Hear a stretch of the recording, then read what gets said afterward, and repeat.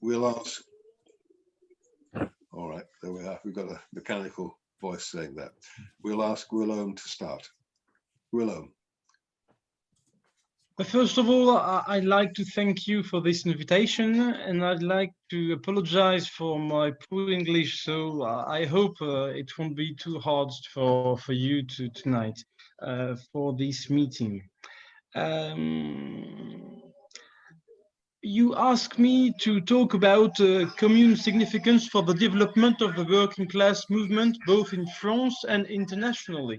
That's, of course, a very vast and hard topic, but I will try to say a few words about this. I think that there is a kind of paradox, because Paris Commune is very specific in a way, it's very Parisian. That means that the beginning of this revolution, this short revolution, but this important revolution is in a moment of the Parisian history really specific. What is it? It is that in the 19th century Paris, you have some poor people who live everywhere in Paris. But when the Baron Haussmann, during the Second Empire with Napoleon III in the 60s, the 1860s, when he starts to modernize Paris, the city of Paris, the poor people from the center had to leave the center and to go in the suburban areas, which were not at this time. I think that there is a problem of a microphone. Yeah, okay. Yeah. Could I ask everyone to mute themselves? I'll try and mute some people. Everybody who hasn't muted should mute themselves. Because we need to shut this together. But okay, so the suburban areas of Paris, which were not at this time in Paris. That means that one area really important in Paris Commune as Belleville, for example, in the northeast part of Paris, was not in Paris a few years ago, but the surface of Paris was totally transformed, and Paris was after Haussmann really transformed, and the working class in Paris was transformed. First thing. Second thing, it was in a context of war, of brutal war between French people and what will become Germany, because it's not Germany before 1871. And brutal war and a brutal siege of more than 130 days of siege. What does that mean? That means that the life in Paris was really hard. They had to eat the horses. They had to sell and to buy some meat of rat, of cat, of everything. And rich people ate, the exotic animals of the zoos in Paris. So there is this second specificity. And the third one is the importance of memories of all the revolutions of Paris. Of course, 1789, 1830, 1848, and this is a very specific cocktail in a way. So first thing. Second thing, it is that we can't say that what is the politics of Paris Commune? What is the politics of Paris Commune? It's really hard to answer. Why? Because there were some deep divisions, some deep people disagreed. People of Commune disagreed. They were not united in one organization or in one way, in one specific way. What does that mean? That means that you have some people who are really linked to the former revolutions, as Charles de Lecluse or some other ones that we call often the Jacobins, for example, the Jacobins. And you have some other members of the Paris Commune who are linked to the international, to the first international. You have some others who are very close, and sometimes they are linked to the international, close to an important politician, French politician, who is Proudhon, Proudhon. So you can't say, for example, that Paris Commune is a revolution made by a Marxist men. There are some Marxist men among the commune, the Paris Commune people, but it's not only Marxists. And we can say that Marxists in Paris Commune are not the majority. They are not the main people. So other specificity, we can say that we have to recall that Paris Commune is really short. It starts on March 18th and it ends on May the 28th. So the length is 72 days. It's really short. And during these 72 days, you can do whatever you want because you are in a civil war, to quote Marx. You are in a civil war. You have to fight against the French army, the army of the French government, which is at this moment in Versailles. Versailles, the famous place linked to the history of French monarchy. So that means that it's not really easy to say what is the politics of Paris Commune. We have not had the time to see it really far. But there are some things and some debates. So there are some things done and some debates. So you have some elements. What, for example? You have the elements about the rentals. The poor people of Paris could not pay the rentals easily. So that means that Paris Commune decided not to make them pay, for example. There are other cancellation of trade debts, etc., etc. So, but it's not, what you can say that a socialist politics. They had not time to make politics really obvious to characterize. So I go on a little further. So very specific, very Parisian revolution in a way. But what is really interesting, I think, is that the fear of this revolution is really hard and is really hard worldwide. What does that mean? That means that when you analyze the Reuters, and you analyze what Reuters talk about during the 8 days after the beginning of Paris Commune, you can notice that 75% of what Reuters say worldwide about every event in the world, it is about Paris Commune. There is a huge fear about this revolution, and this huge fear has been followed by a very ferocity, a repression, really horrible.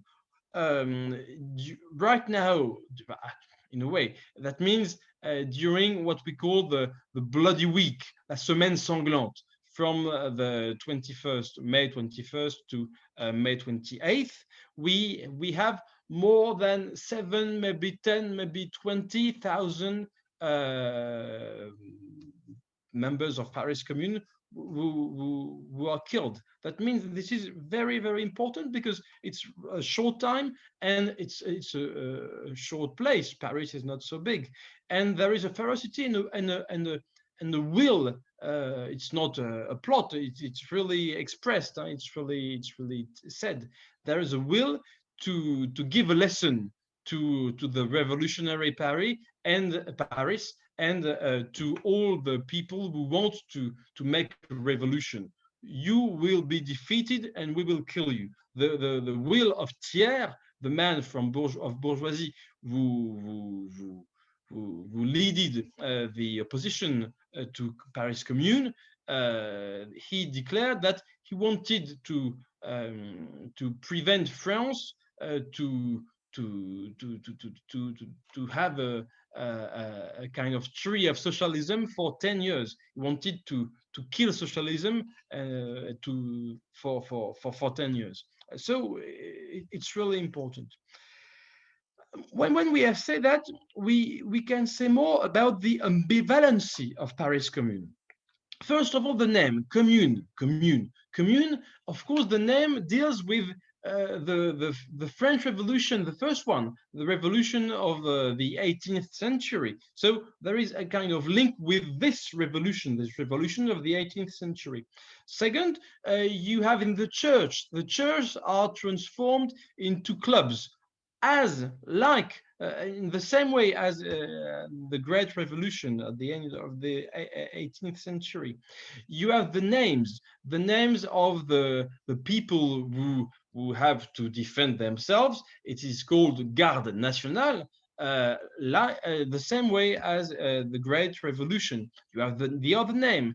There is the creation on May of a Comité de Salut Public, the same name as the institution led by Robespierre during the revolution. It is really important to notice the importance of the craftsmen. Of course, Paris Commune is a revolution with workers, but there are still many shopkeepers, many craftsmen. So in a way, Paris Commune has some characteristics of the previous 19th century revolutions in a way. But on the other hand, the importance of the thematics of work is definitely more important than in the previous Parisian Revolution. The night work of bakers is forbidden. The shops which are abandoned, which are left by their bosses who have fled from Paris, there are some requisitions by the workers themselves who can lead themselves and together these shops. There are many, when you read the debates, there are many wills about democracy, about the will of build democracy, political democracy, economic democracy, social democracy, and there is an importance of the workers beyond the craftsmen. But in a way, we can nevertheless recall a quotation of workers of Paris Belleville on May the 10th in a journal in a paper called Le Proletarian. They say Paris Commune talks too much about socialism, but makes not socialism enough. So there are some discussions, some debates within the Paris Commune people in a way. So I think that I have to be very quick for the end, but I wanted to talk about what happens after the failure. After the failure, there is an importance about what can we do to support the martyrs and to celebrate them and celebrate what they've done. And Marx, in this way, has done much with civil war, but Jonathan White will talk about it. There is a struggle for amnesty because there is a strong repression.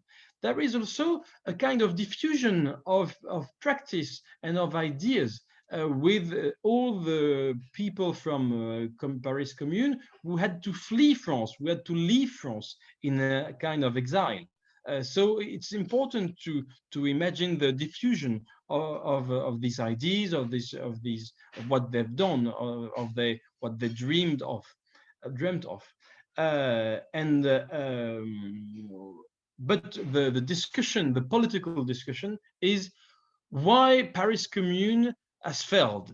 And on this point, there are, from the very end of Commune, and even a little before, in a way, there are hard debates all over the world, and specifically, and especially in the International. The first one, and afterwards in the second one. Engels, for example, if you read the letters of Engels in the 72, so 1 year after, when he writes to Carlo Terzaghi, he writes that Paris Commune had a lack of centralization, a lack of authority, for example. He says that. Of course, it's a little different than what Marx says in Civil War. And in 1884, he writes to Bebel, the German socialist Bebel, he writes, Paris Commune was in the same time the tomb of the old socialism, the specifically French socialism, and the cradle of the new international communism. So there is this kind of ambivalency in this revolution. Of course, we all know the following episodes and the importance of Paris Commune in the political elaboration of Lenin, of course, who thought that the main reason of the failure of Paris Commune was the lack of organization, discipline, and a party. But this idea is not absolutely specifically Leninist, because we have already this idea in other wings of the Second International. This idea was already really well spread in the Second International. So to conclude, because I have to, I've checked the hour. We can say, and I wanted to show quite quickly this an image, French image of the anniversary, the 15th anniversary, so in 1921, but I can't show it to you, but it's not really important. I think I can. No, I cannot. It's not possible. Well, it's not really important. It's a picture from Grandjean. Grandjean is a man who joined the French Communist Party in 1920, but who before was more close to anarchy or such like that. This picture is interesting, according to me. It is Paris Commune in 1871 failed, Moscow Commune in 1917 won. This is the idea for the communists, the French communists, at the beginning of their adventure, in the beginning of the 1920s, that Paris Commune was the beginning of something that continues, that goes on in Moscow. There is this idea that October is succeeding Paris Commune in a way. And beyond this episode of 1920 and 1910-21, I think that Paris Commune for French working class movement. Write the name of Grandjean. Yeah, Grandjean. Jules Grandjean. Okay, I write it. Grand juin. Voilà, je grand juin. Maybe I can. And beyond this this importance of this episode, I think that Paris Commune, in the history of the French working class movement, remains, of course, an important moment of pride for the French working class movement, and still has an echo in France. When you go in the streets right now in France, you can see sometimes somewhere some pictures, some words linked to Paris Commune. It remains a kind of memory which stimulates imagination in political creation for today. Well, I'm sorry I apologize for this English really well, but I hope you understood one or two things of what I tried to say. That was magnificent, Guillaume. It was fine. And you probably can share your screen now and people will be able to see the picture. I'm not sure I've set it for sharing screen, multiple participants. So if you try, you might be able to do it, but don't worry if it doesn't work. So thanks very much, Guillaume. And of course, at the end of the three speakers, we will have time for questions. And I'm sure that what you've said will bring a great deal of discussion. So this is the wonderful poster.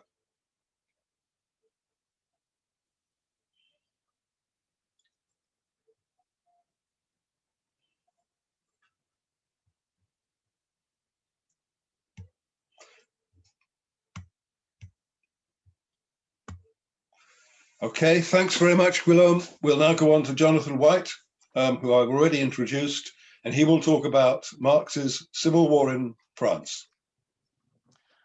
Thank you very much, John. I hope I can be heard right. Yeah, that seems to be okay. Yes, and thank you to Guillaume as well. That was fantastic. What a wonderful introduction on the Paris Commune. And I was scribbling furiously as you were writing. It was really brilliant. Thank you. I'm going to talk. Guillaume has done a wonderful job of introducing some of the complexities of the Commune and the specificities of the Commune. And its French context. I want to talk about the legacy of the Commune as it became embedded in Marxism. Mostly, I suppose, firstly through Marx's brilliant pamphlet, The Civil War in France, which was based on a series of addresses to the First International, and secondly, in Lenin's State and Revolution, which was so influential in the Bolshevik Revolution in October 1917. The science of Marxism is based on a dialectical materialist understanding of the world, in which theory is the expression in the form of thought of material social struggles, which then guides political practice. And this is why Lenin characterizes Marxism in State and Revolution as a summing up of experience of revolutionary struggles, which must be based on a rich understanding of history. Now, Marx and Engels' own thought was constantly developing as it interacted with the concrete experience of the emergence of working classes in England, France, and Germany, and on deep study of the episodes of revolutionary struggle that punctuated their lives. While they sought to lead and guide the formation of independent working class movements, Marx and Engels also understood that the right and the ability to provide leadership would be conveyed based on how well he and others studied and understood what was taking place around them. The task of the Revolutionary Party was to learn from and think through the struggles of the time. And the experience of the Paris Commune was one of the most significant of Marx's lifetime and of the entire period leading up to the Russian Revolution. The struggles of working Parisians to take power, to form their own workers' government, and the brutal, almost unprecedented class repression that followed left a lasting legacy in the leaps in Marxist revolutionary thought and in the political practice of the Bolsheviks in 1917. I'm going to talk briefly about this beginning at the end with the crushing of the Commune. The brutality of the Commune's repression still has the power to shock today. I was reading over John Merriman's account of the destruction of the Commune by the forces loyal to Adolphe Thiers and the French bourgeoisie, and it is harrowing reading. still, even now, I think very shocking. Right from the moment the Versailles troops began their assault on Paris in April 1871, they began to summarily execute prisoners. No communard would be treated as an enemy combatant, but as a traitor who could be killed at will. As they drove the communards back eastward across Paris into the working class districts of Montmartre and Belleville, the French army killed anyone who was suspected of being a member of the National Guard or carrying a weapon. Thousands were simply put up against a wall and shot out of hand as the army moved through Paris. Even as the resistance collapsed, thousands of communard men, women, and children were lined up and shot, often with the latest military technology, the mitrailleuse machine guns. Even working people who simply didn't do enough to convince Versailles soldiers that they opposed the Commune could be shot out of hand. All the while, bourgeois Parisians could be seen cheering the soldiers on, denouncing workers to the tribunals, and urging the firing squads on to more violence, while bourgeois militias like the volunteers of the Seine helped the army with its work. In the massacre that ensued, class hatred was coupled with a deliberate attempt to exterminate the leadership of the Parisian working class, to purge Paris of its class-conscious workers, and terrorize the survivors into submission. As Guillaume was saying, conservative estimates of the death toll vary, but the conservative estimates at the time were that around 17,000 Parisians, mainly workers, were killed, mostly by firing squads and summary executions, while thousands more were imprisoned or sent to France's hated penal colonies. During and afterwards, the power of ideology was deployed to attempt to smear and eradicate the memory of the Commune. Wild stories were circulated by the newspapers about petrol bombings, arson, massacres. The building of the Sacré-Cœur church in Montmartre was turned into a deliberate act of ideological aggression against the working class who had died in those districts. Building the Sacré-Cœur, it was declared, was an act of national penance for the crimes of the Commune. So the Commune's repression, I think, sets the template for later state-led, class-based terror and exterminations.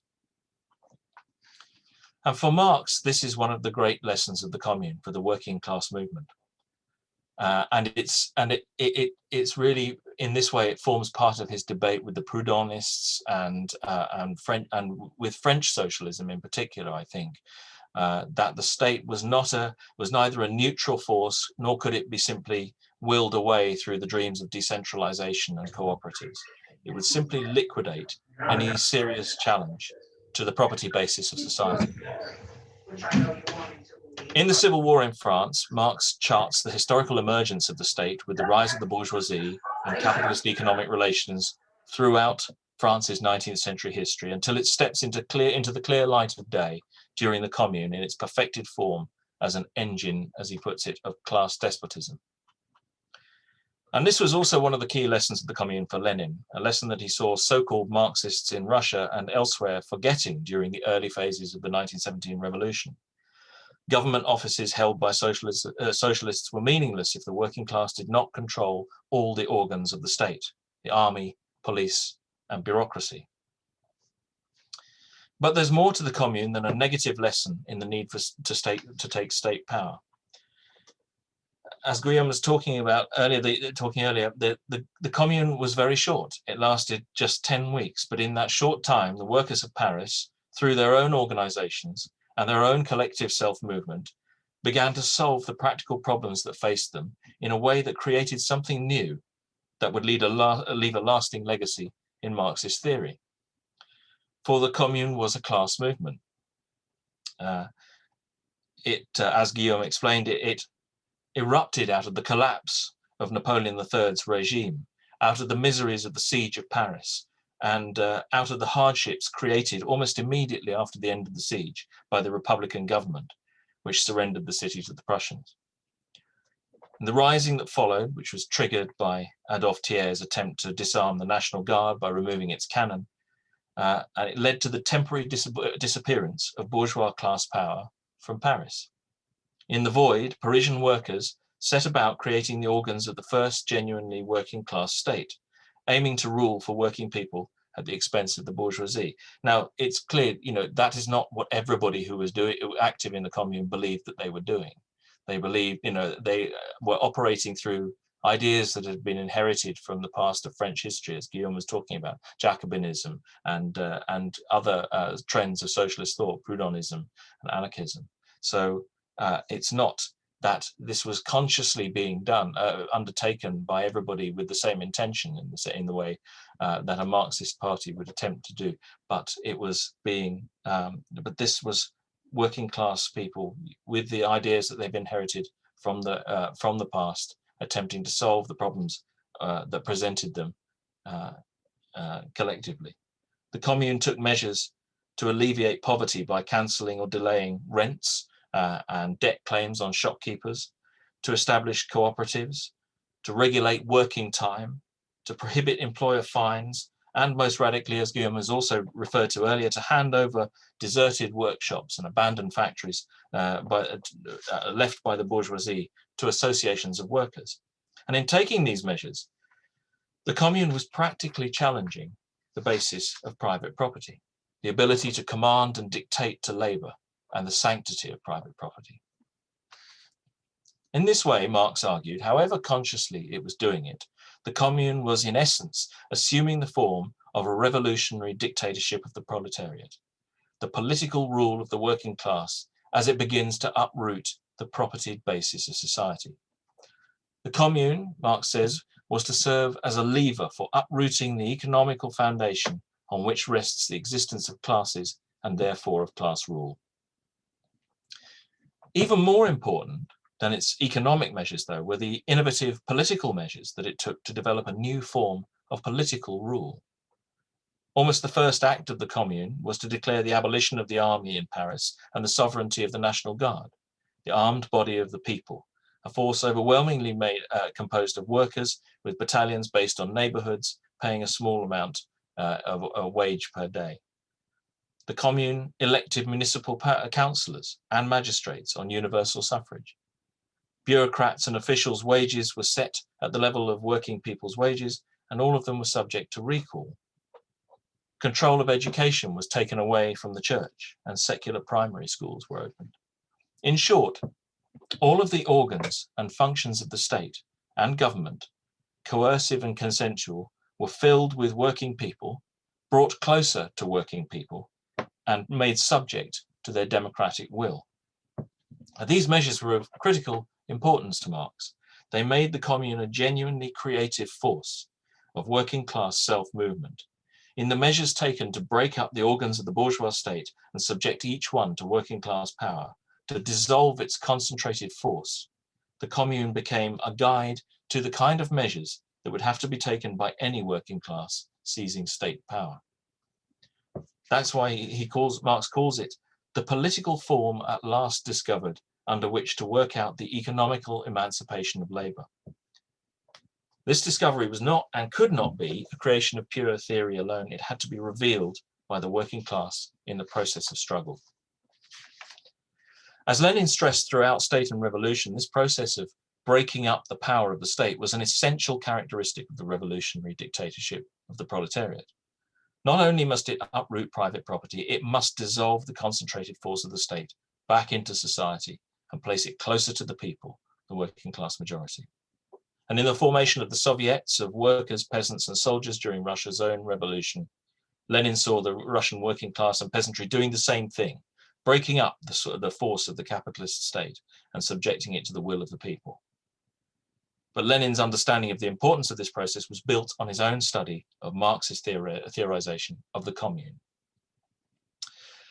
The final thing I want to stress in this contribution is the point I made at the beginning about Marxism as a living expression of working class struggle in the form of theory. Marx and Lenin, and the Bolsheviks more widely, viewed the commune as of the utmost importance because their theory was always an attempt to sum up the experience of the working class and turn it to revolutionary leadership. There was no right to leadership conveyed by calling yourself a Marxist. They knew the importance of studying and learning from what the working class did. So the actions of the commune needed to be studied for the experience that it conveyed to the future. Marx, Engels and Lenin only had the Commune to draw on for most of their lifetimes. Lenin had 7 short years of revolutionary leadership in Russia. From our own vantage point today, we have 150 years of collective experience to draw on, including that of transitional states that lasted, in many cases, for decades, and some that still exist and are still developing. We have a duty to, in the style of Marx and Engels and Lenin, to understand these episodes of working class struggle with the same diligence and intensity that Marx and Lenin applied to the Commune. And I'm just going to plug here a seminar that took place recently at the Marx Memorial Library, which examined the contribution of the German Democratic Republic. And I think that that is exactly the sort of thing that we need to, that the working class movement needs to be doing now, revisiting and studying intensively and studying the full range of the full experience of the working class, which is richer and more complex now, even than it was when Marx, Engels, and Lenin were studying the Commune. The Commune took place in impossible circumstances and was overwhelmed within a matter of weeks, but its legacy was immense. It was made by the movement of workers in class struggle, and as such, we have to commemorate and study it as part of the history of all of our movement. I'm just going to leave the final words here to Marx himself, writing to a comrade in the aftermath of the Commune, in a quote that illustrates the value he placed on working class struggle, even when under conditions of almost certain failure. I'm quoting here, he says, "What elasticity, what historical initiative, what a capacity for great sacrifice in these Parisians. After 6 months of hunger and ruin caused by the internal treachery, more by internal treachery than by external enemy, they rise beneath Prussian bayonets as if there had never been a war between France and Germany, and the enemy were not at the gates of Paris. History has no like example of a like greatness." As for the great men of the bourgeoisie who slaughtered ordinary nameless workers in their tens of thousands, Marx had their number as well. The very last words of the civil war in France condemn the murderers of the Commune in this manner: "Its martyrs are enshrined in the great heart of the working class. Its exterminators, history has already nailed to that eternal pillory from which all the prayers of their priests will not avail to redeem them." Thanks very much for that wonderful contribution. I think it takes us straight on to Mary Davis, who will talk about the role of women in the Commune, but particularly the impact of their role on the international working class movement and the role of women within it. Mary. Yes, I'm not quite sure that I'm going to do exactly that, because women, without a doubt, played a massive role in the Paris Commune. And I think that their legacy should have been much, much greater. But I don't think it was. And I want to really try to work out why.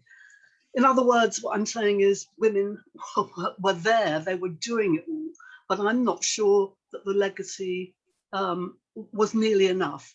And I'm going to try and answer why that was the case and why it was limited, despite the heroism and the phenomenal contribution they made, by looking at the context, the historical context in which the Commune took place. And that means looking at two things. One is looking at the position of European socialist labour and working class movements in the last quarter of the 19th century.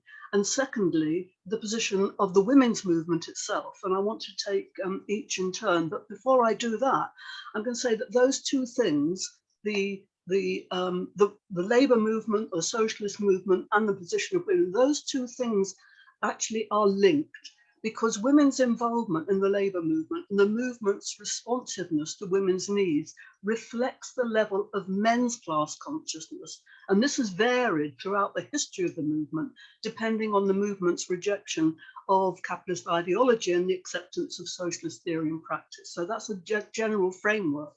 So looking at the the socialist or labour movement in this period. I'd say that in almost all European countries, the revolutionary phase of the labour stroke socialist movement, if we can call it that, was over, or at least stopped by 1848, with the defeat of the European revolutions in almost all European countries, and in Britain, the defeat of Chartism. And what I think you saw after, and obviously in different countries, it had a different, it was different, and I can't go into all the different countries, but in Britain it was the defeat of Chartism. Elsewhere it was, in France, of course, it meant that yes, there was the June days, yes, there was for a short while, at any rate, before Louis Napoleon staged his coup, the 18th Brumaire, but there was a triumph in the sense of reaction. And Marxist or socialist thought was only beginning to permeate, if you like, because it wasn't fully formed in any case. Communist Manifesto published in 1848, but the First International was formed. And after the defeat of the revolutionary upsurge of 1848 and the demise of such organizations as Chartism and the Communist League, Marx judged that the possibility of further mass insurrection was unlikely. In fact, his inaugural address, the International Working Men's Association, displays a recognition of that. He said that the the International Working Men's Association, First International, I'll call it, really couldn't be a socialist organization because of its diverse composition.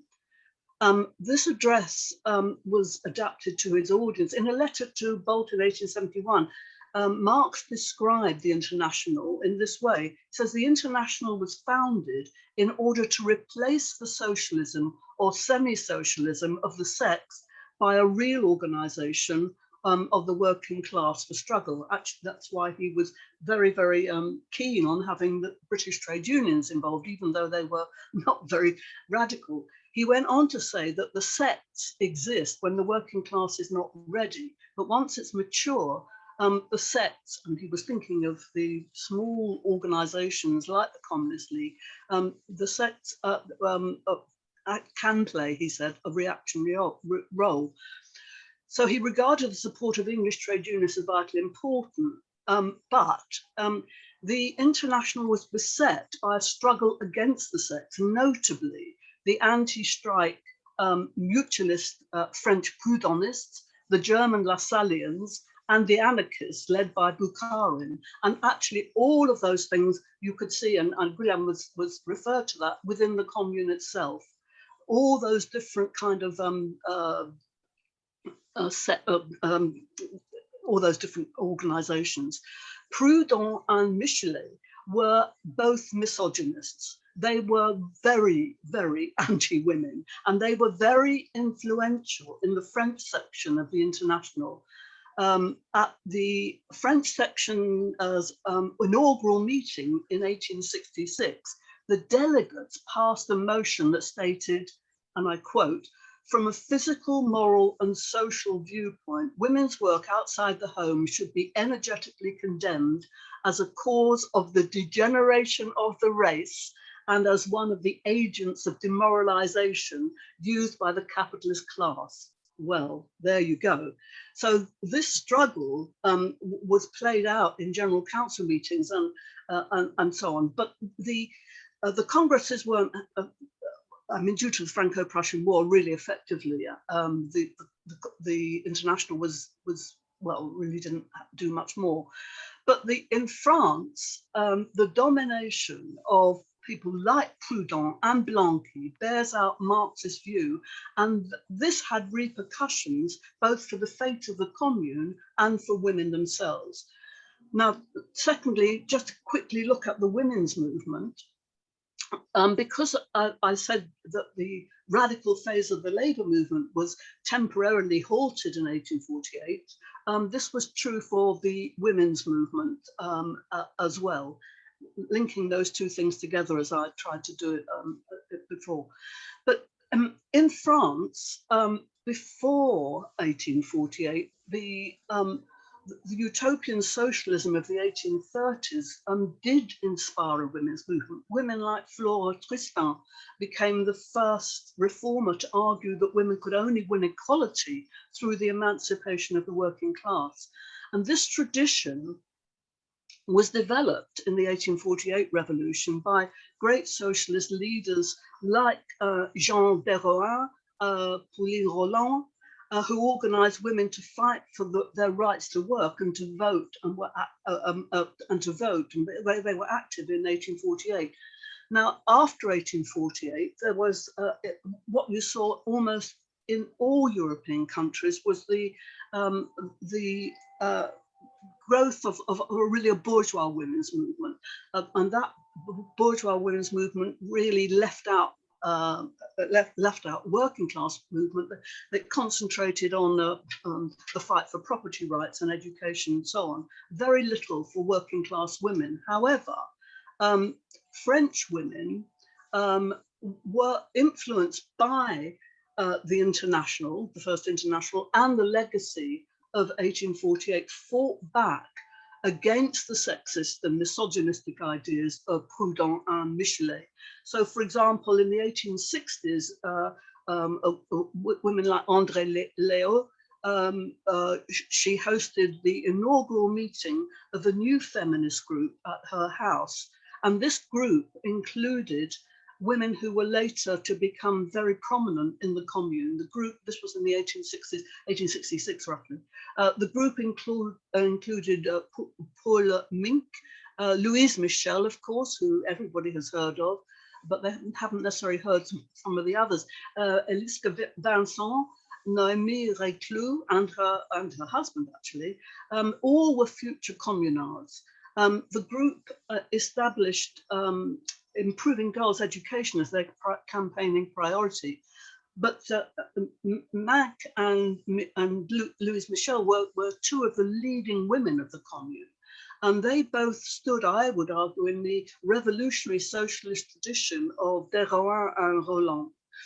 So male and female members of the International established themselves by leading strikes in the 1860s. Eugène Varlin and Nathalie Lamel led a large strike of bookbinders in 1864. Lamel defied convention to become a member of the strike committee, and she fought tirelessly for equal pay for women. I mean, this is really important because not many people were fighting for equal pay. They haven't. Actually, they were in Britain actually in the 1830s, but nevertheless, it's very important anyway. And of course, Lamel and Varlin both became leading communards. So there was a great significant, women were already mobilizing in a more of a socialist anti-Proudhonist tradition before the Commune, and of course were then very active in the Commune. And I think that really this bears out that point that when the class struggle is at its height, as it was, of course, during the Commune, then the women's movement was also at its height and was very much involved in this. So, so the great significance of this bears out that first quote: the class struggle and women's struggle go together. But in a sense, what happened in the Commune was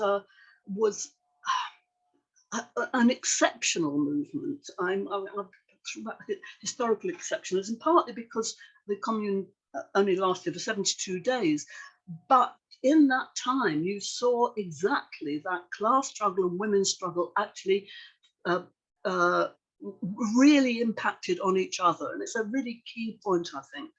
So in women in the Commune itself, the question for them was not to allow themselves to be locked into the ideological jacket of the role of merely the reproducer of the next generation of workers, i.e. their role in domestic production, reproducing the labour force. But for them it was remaining cloistered at home as passive recipients of the events which surrounded them. They actually were very much part of building the commune and not only building it, but also defending it.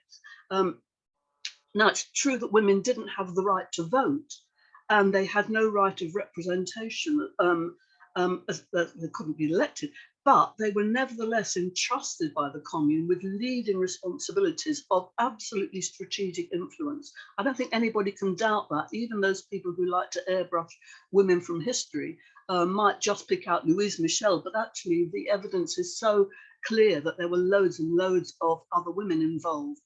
And in Paris at this time, 1870, 1871, there were, I think I'm right in saying there were about 62,000 women in working class neighborhoods who made up more than half of the city's workforce. And they were represented, were very much represented as the women who mobilized. One of the, I mean, obviously I can't say everything that women did because it would take too long, but I do want to concentrate on one organization, which I think is incredibly important, and that is the Union for Women for the Defense of Paris, which was established in, I think, the 11th of April, or anyway, certainly in April. It was the 11th of April. And it aimed to mobilize women to defend the commune, to treat the wounded and carry out really pretty important work. Its committees, they had lots of subcommittees in most districts of Paris. And actually, I think it's true to say that it became probably the largest and most effective organization. I'm sure somebody would probably, I don't know, I think that's probably true.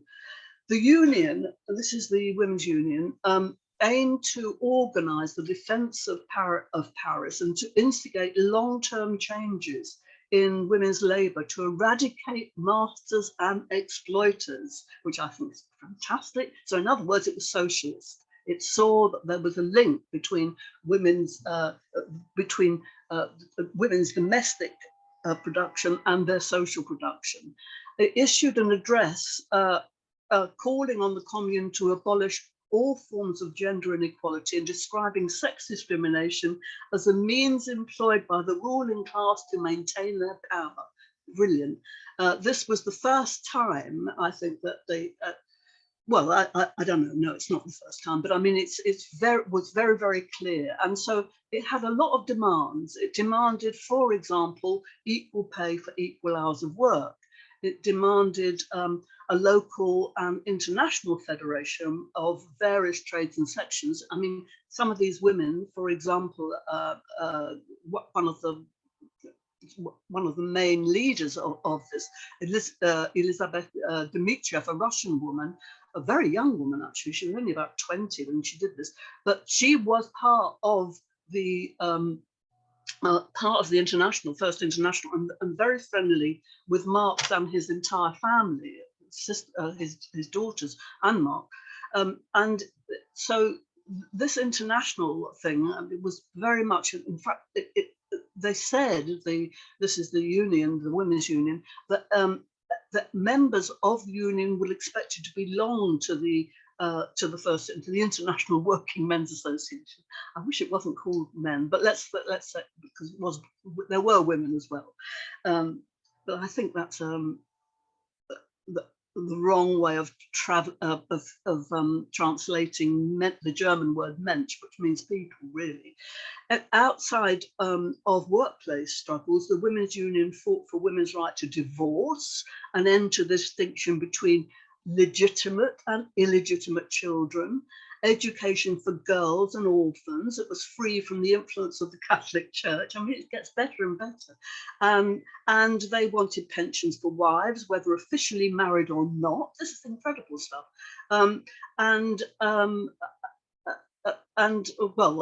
there's much more. So the achievements of the union were huge. It provided staff for orphanages, care for old people. You could say typical women's stuff, but they also provided speakers for public meetings, and it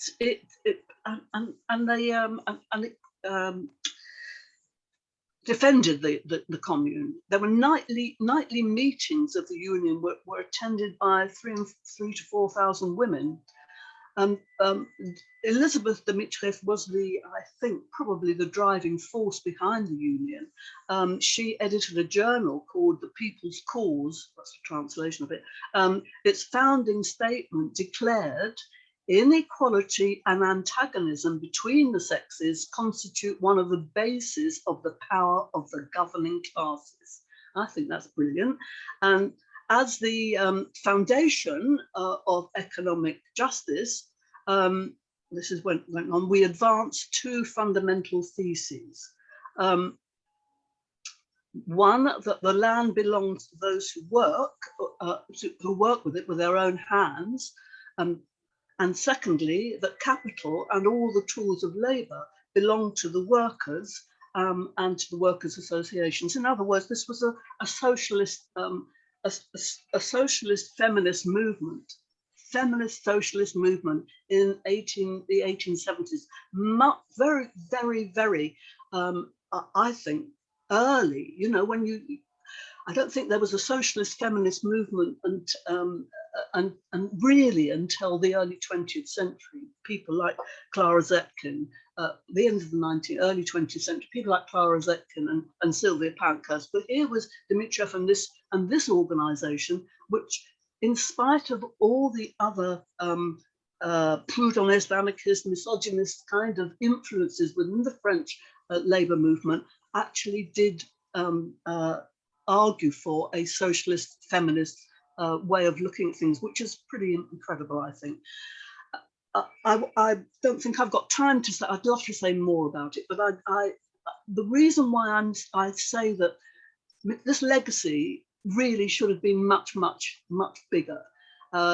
It really should have been, and in one sense it was, but I think we can only explain why it wasn't because of the shortness of the 72 days and all the rest of it. I actually think Rosa Luxemburg summed it up, I think, because she, in the last article she wrote, actually the very last article she wrote, published in before she was murdered, published in January 1919, she described how the commune had ended in terrible defeat, like so many heroic working class struggles. Then she asked, and this is Luxemburg, where would we be today without those terrible defeats from which we draw historical experience, understanding, power and idealism? We stand on the foundation of those defeats, and we cannot do without any of them because each one contributes to our strength and understanding. So I think that's true. I think in a way that's what I think Jonathan was saying, that we need to look at this to understand, even when we are defeated, why was that? But we also need to understand, and I think this is the role of labour historians who are socialist and feminist, to see what women were capable of when the class struggle was at its height. Those two things go together. That's the legacy of the commune, or the thing that I would learn from the commune in terms of an outstanding contribution that was made by women, made possible only because of the height of class consciousness and class struggle in those few brief days, but that never ever stopped when it stops, because those understandings remain. So I think that the role that women played in the commune was incredible, and I wish and hope that we can learn from it, even if the legacy of it was smashed, at least in the immediate sense, but not if we want to really understand our history. So that's it. Thank you. Thanks, Mary. That was a wonderful contribution that complemented and followed on from the previous two, I think. We have now got time for questions, and I'll ask people to put up their, I think that's hands going up actually for clapping rather than for saying you've got a question. But I'll ask for people now to put up their hands, their blue hands, if they've got a question, and then call on them to unmute and speak in turn. So if you have got questions, and I'm sure there will be, we've got half an hour or so, and then we'll ask the speakers to conclude. So I'll just see if I can identify any hands up at the moment. None whatsoever. Stunned into silence. Ah, yes, I can see one now. Anne, will you mute yourself and pose your question? That was just fabulous, and they all did link together enormously. My question is to Mary. I'm really interested in the relationship between revolutionary women at that time. For example, Eleanor Marx and her, she didn't think much of Louise Michel, but they had very strong links. I mean, who I think a lot of, but I'm just really interested how through the whole Marxist tradition, which I think was crucial to that, to the links they made, but also what you're saying, which links to the other two speakers, is that they weren't just interested in women's liberation, they were interested in the much bigger working class liberation. And at the moment, I think there's a big challenge around, and I've heard you speak before on this, the argument between which is primary, class or patriarchy. And so there's some big questions in there, but I just thought having those, the three speakers together, bring those together was really important. Sorry, there's a comment and a question in there. No, that was very useful. I'll just check if we'll maybe take a couple of questions. If anybody else wants to come in with a question at this point. I can't see anybody at the moment, but we'll ask Mary to answer that question. And I can see another one actually. Helen Mercer. We'll ask Helen to pose her question. Helen, if you could unmute. Right. Hello, I'm not Helen, I'm George, but we're sharing a broadcast. I'm very interested in the economics of the Paris Commune, and particularly Marx talks about the failure to take over the Bank of France. And I'm wondering if Guillaume can say something about that. Perhaps he will know about the economics of the Paris Commune. Thank you. Good. I think we'll now go to those two questions, and that one is specified for Mary, I think, but others may want to say something about it, and the other for Guillaume. Yes, I suppose one of the things that was interesting about the women in the Commune is that they didn't all agree. I mean, it's the point I think that Guillaume was making, but they did actually pull together. In the end, it's pretty clear that, for example, Louise Michel came to live in London, actually, and she was she was an anarchist and was very, and that's why Eleanor Marx didn't particularly like her at all. But Dmitriev was not, and I think that in a funny sort of way, that because they were creating their own mini state, I don't know really how come some of those women did become anarchists, because they actually were creating a government. But anyway, I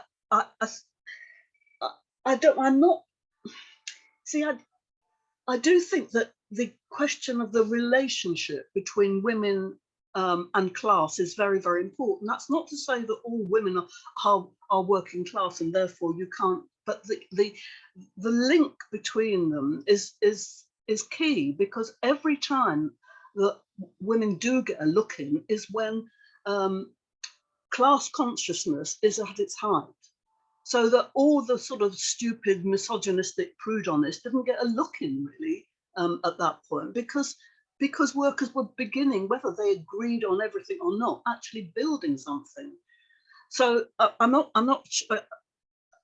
sure that well, you didn't really ask a question. It was a very nice contribution. So thank you, Aaron.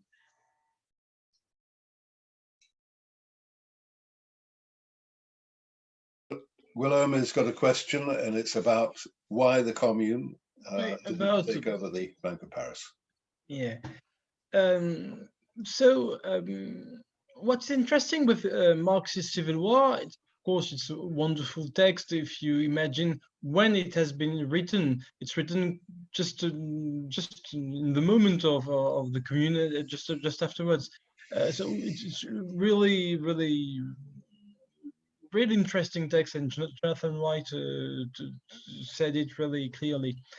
But it's in a moment of defense of Paris Commune, when Paris Commune is attacked everywhere by bourgeoisie. So Marx wants to defend it and to think about it. But it's not the end of Marx, not only Marxist, but of Marx himself, thought and reflection about Commune. And sometimes he's less enthusiastic about Paris Commune. And for example, I wanted to quote it, but I didn't have time. I wanted to quote, it's about your question. I don't forget it. I wanted to quote a letter by Marx to Ferdinand Domela Neuwenhuis, but he's a guy from Netherlands, but so I cannot pronounce it properly. Maybe I can write it. It will be better. Ferdinand Domela Neuwenhuis. I don't know how. I don't know how to pronounce it. So he writes to this Ferdinand Domela Neuwenhuis in 1881. He writes that with the slightest, I don't know how to translate it properly, but I translated the idea. Commune should have done a kind of compromise with Versailles, and the only thing to do at this time would have been to take the bank, to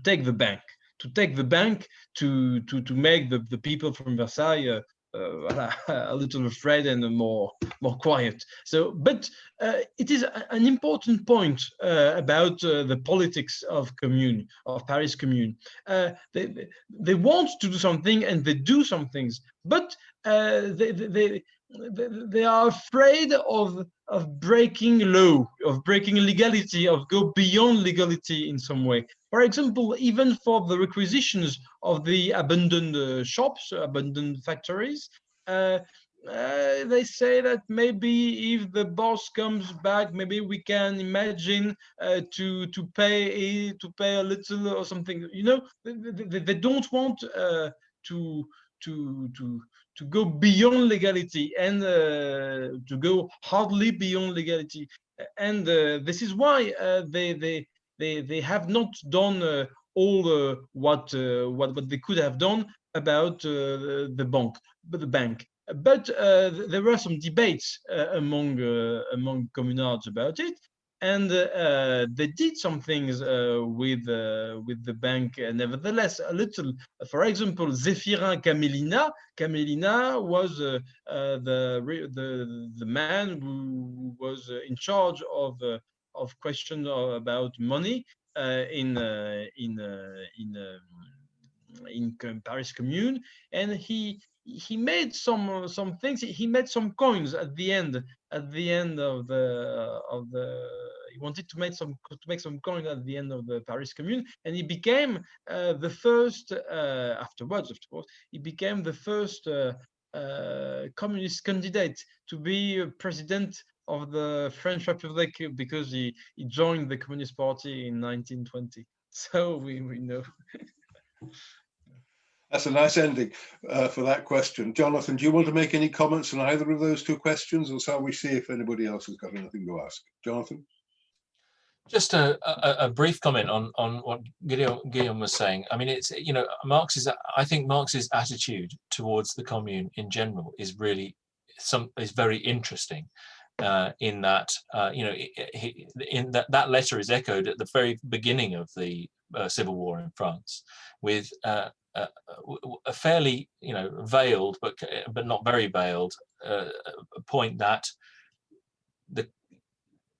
Marx does not believe that it's very sensible for the Commune for the French working class to rise up in these circumstances, and privately writes there was nothing.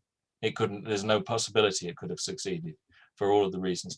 But that, and leadership of the First International, the First International, as you and Mary both said, was a minority, very small minority trend within the French socialists at that time.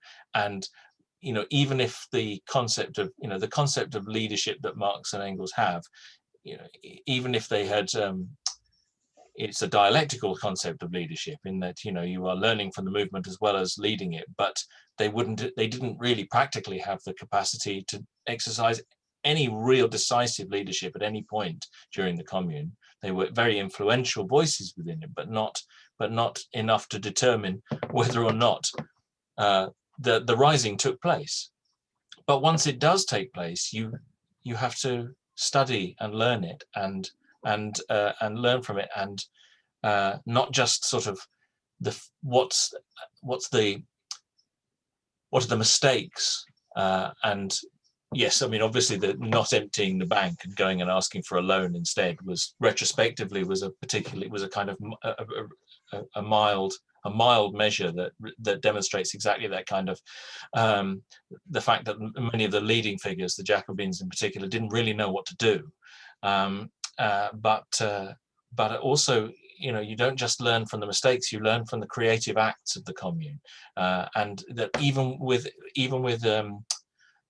the sort of the imperfect grasp of what they were doing, the collective action of the working people of Paris in building these institutions and attempting to take measures whose logic leads against private property. You're right. These measures to hand factories over were not particularly far-reaching. They were deserted workshops, and they were just it wasn't particularly far-reaching measures, but it was. But the logic of them is what's important, and certainly the bourgeoisie understood what was going on. Understood and that's. So I think, so Marx's attitude towards the Commune was always, always operates in two different ways. You attempt to provide leadership where you can, but you recognize also that that working class movement, the working class in struggle, is more important in a sense, or not more important, but is something you then have to study and learn from. Okay, we've got a couple of comments in the chat.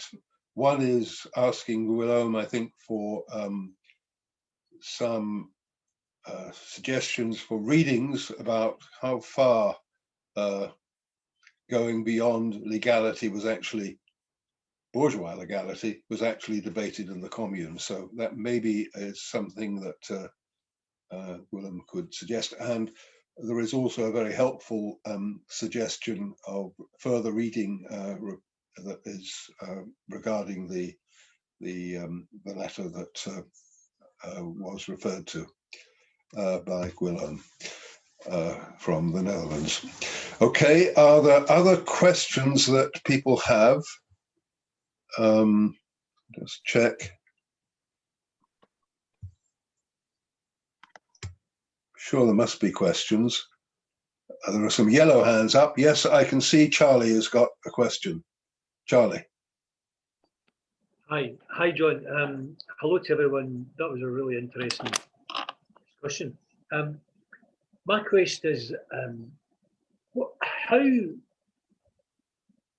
how could victory have been achieved by the Paris Commune, and what would that victory have looked like?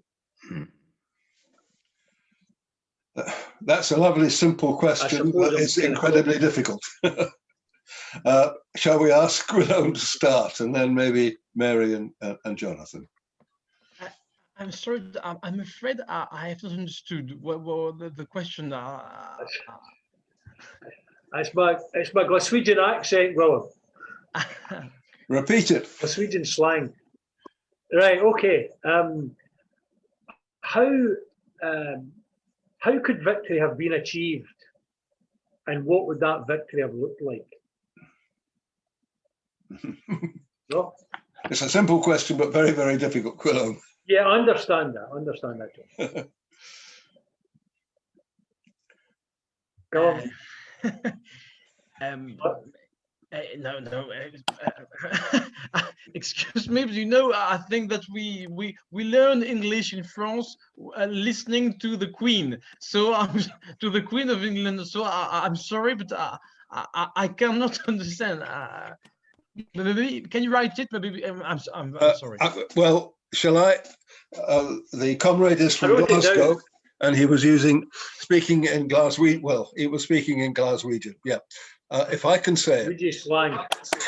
But I'm not sure I'll make it any easier.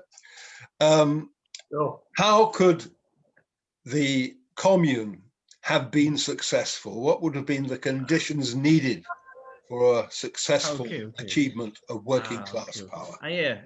I think I would have preferred not understanding the question because it's really hard. So, you know, there is a famous quotation of Lenin explaining the conditions of a successful revolution when the upper class cannot, and you know, but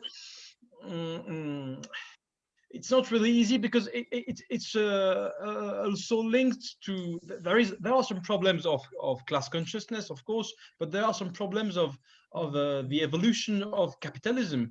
And you know, I think that I talked about the importance of craftsmen and all these forms, you know, of backwards in a way forms, economic and social forms. You know that France is not England at all. Imagine that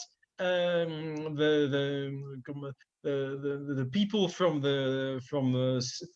towns and the people from countryside, the people from town, I don't know, the citizen, I don't know how you say, the urban people, I don't know. Yep. You can say the urban people were a minority until 1931 in France, until 1931. So I think, as Marx, that it was not possible to do much in 1871. It was heroic, but it was not really possible to do much. I think that it was important that the material base, I think, was not here, was not ready. So I think that it was a kind of heroic projection in a way, you know. But I think that there are some problems of course, of consciousness, of unity, of the movement, of organization, of course, I think. And there was a problem too about the social and economic situation of France. I think that's pretty good. We might, I don't know whether either Mary or Jonathan want to come in here. I think you've said what needs to be said, but if either of you want to come in. I'll just very quickly, yeah, I agree with that entirely. I think the material, you know, the problem is that the material base wasn't there to produce organizations with the level of consciousness to have understood properly what the revolutionary potential or limits of the situation were. And that's, you know, that Marx was you know, was very interested in the French working class and its composition and how it was different from the English working class, how the basis of its production, you know, the production relations within which the English working class was being thrown together were different from the French. And the fact was that on top of that, Paris was isolated from the rest of France, and there was not any kind of discussion of how you create revolutionary alliances with with islands of workers in a sea of peasants, you know. So and on top of that, you had the two armies, the armies of two nations sitting outside Paris with no, and it was, so the short answer is it could not have achieved anything really in the terms in which it was what it was trying to achieve. But I mean, I think Marx said that suggested that the best that could be achieved was to try to exploit the potentials of civil liberty within a republic, just to remain calm and organize and use the space to organize. But that's not what happened. The suffering that had been inflicted on Parisian workers was so great that it was probably that kind of, you couldn't have achieved that either. Okay, I think we've got time for one final question and then maybe a couple of minutes of summing up from each speaker. Who else would like to come in? Can I ask a question, please? Yes. Marshall Matthias speaking from Yorkshire. The question: to what extent does the pictorial representation, by which I mean political propaganda, selling of history, and popular entertainment, help or hinder the agendas that you've been suggesting tonight? To give you a moment to think, I've had occasion recently to look at images of the commune and was very struck by the huge difference between the three things I've suggested and the photographic representation, leaving aside the practicalities of photography at the time, summarizing the political, historical, and entertainment tend to be a vertical axis leaping up into the sky, onward, flags flying. The photographs tend to be on a horizontal axis, utterly determined and utterly grounded, but sometimes used, as in the poster that Guillaume put up today, behind him. So how do the images help? How do they hinder, or have you an opinion about that? Thank you. Can I just clarify a very interesting question? Are you talking about how far propaganda and images were used during the commune, or how far the image of the commune has been used to inspire subsequent struggle? Which of the two? In my own thinking, both, but for tonight, the second one, because it's how does that impact the agendas that each of the three speakers has suggested.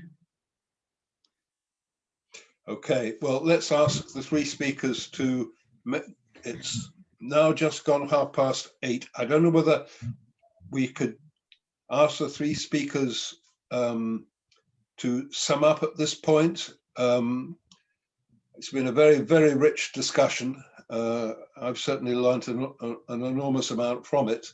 But in doing so, think about how the images of the commune, both in the writings of Marx and others, and the writings of the communard, but also the visual images, impacted on subsequent revolutionary activity, 1905, 1917, and so forth. Who wants to go first? Shall I volunteer Jonathan, and then Mary, and then Guillaume to sum up at the very end? Okay, thanks, John. That's a really interesting question, and I don't have an answer for it. I need to think about that a lot harder, because it's a fascinating question about, in which you'd have to think about the conventions of different kinds of visual culture and the way that they are used politically and the way in which they have been used in the sort of the carrying forward the tradition of the commune and its lessons into revolutionary movements. I don't know enough about that, and it's something really I will go and have a think about it, definitely, and it would make a fantastic article. What I will say just on images very quickly is one of the things that's fascinating, you know, is the number of photographs that there are, and they are, of course, you know, you're absolutely right, Marshall. They have their own you know, they have their own visual rules. Victorian, you know, or 19th century photographs have their own visual rules, and they have their conventions, and when you see the National Guardsmen and communards posed in front of barricades, they are, you know, they are they're enclosed within conventions of that portrait photography and conversation piece photography developed in the 19th century. But there they are, they're working class people in the middle of making the most extraordinary revolutionary event. And there they are within these 19th century emerging 19th century photographic conventions. But and there is something fascinating about the volume of photography that was taken, the photographs that were taken of the communards themselves and of the aftermath of the commune, the repression. The photographs of Paris looked like Europe at the end of the Second World War. You know, they look like cities which were blitzed, and that's not an image. That's not something that the images of executed communards. You know, the French ruling class clearly wanted. You know, people wanted a record of this, even as they were trying to stamp the memory or smear the memory of the commune. So that photography is a very important part of this, and you know, when we see, I think that it helps me to think about it as a real thing and not as something in which real ordinary Parisians were caught up and engaged in mass collective action of a historic nature. And it's naive in a way to say that that when you're looking at a photograph, you're looking at something real, because, you know, as I said, it has its own conventions, and yet, you know, it's very, very powerful to look at the photographs of the communards, and I think that it helps us to see it as part of, because of you know, the fact that we're habituated to seeing to being immersed in images of, you know, in our own world. I think it helps us to see photographs of the commune because it helps us to connect with ordinary nameless people, many of whom, you know, photographed alive were later killed or have been killed in the process of their struggle. So I hope that sort of connects a little bit with what I was saying about the importance of mass, of working class creative self-movement in developing the theory of Marxism as well. But I'll leave it there. Mary, you'd like to come in? Well, just on the question of images, I have to be perfectly, no, it just depends what side you're on, because both the revolutionaries and the anti-revolutionaries use images. So, for example, Anne's just reminded me about the images of the women, the pétroleuses, you know, these sort of dreadful women with you know, throwing, a complete myth. I studied once upon a time the images that that were used in Britain, particularly posters, to try and ensure that people supported imperialism. On the other hand, look at this behind me. That's a fantastic thing. That's on our side. And look at the role of posters and images in the Russian Revolution for people who couldn't read or write. I mean, these were incredibly important, but it's only when they're only useful when we can use them.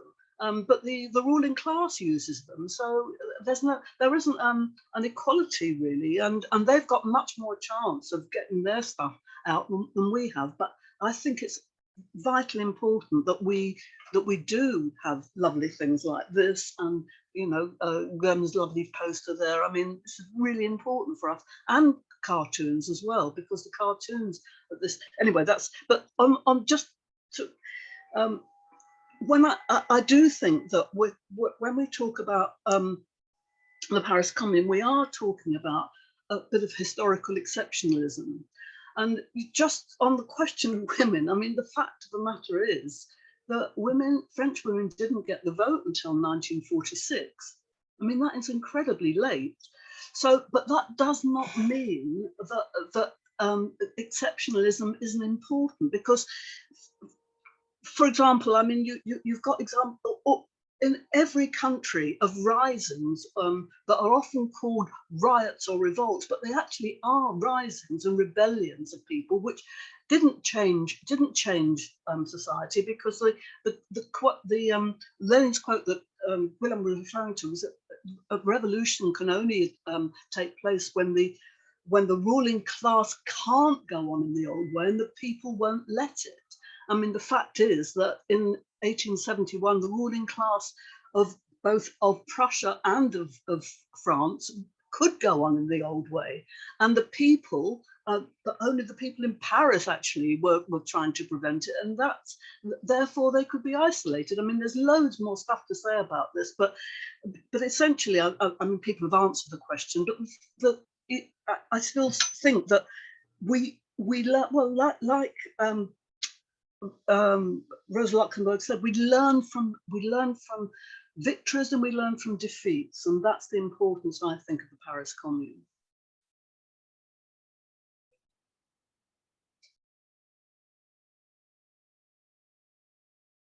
You're on mute. Sorry, final word to Willem. I was muted. Sorry about that. I think that both of you have said everything, but maybe to say other things really quickly. Of course, there are some fantastic sources: photographies, pictures, cartoons, paintings. There are many things, but I think that the memory of Paris Commune has been comment dire, has been I don't know.